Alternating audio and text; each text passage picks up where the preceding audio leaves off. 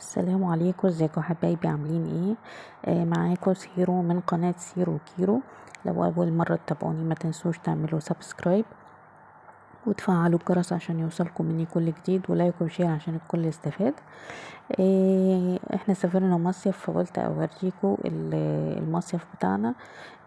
كنت بصور لكم جزء من الشاطئ والبحر، بوريكم قد ايه ان الشاطئ نظيف. تمام. ودلوقتي هوريكم جزء من الشقة اللي احنا اجرناها. ده الريسبشن.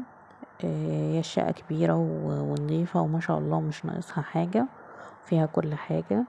وهي صف اول وبتطل على البحر. تمام.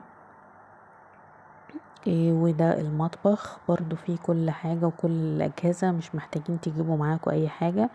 وده الحمام نضيف برضو، دي أهم حاجة النظافة.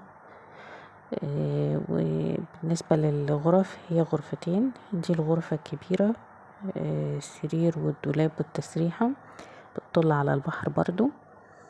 والغرفة التانية 3 سراير، يعني الشقة ممكن تاخد من 4 ل5 أفراد. ولو الفيديو عجبكم متنسوش تعملوا سبسكرايب، والسلام عليكم ورحمة الله.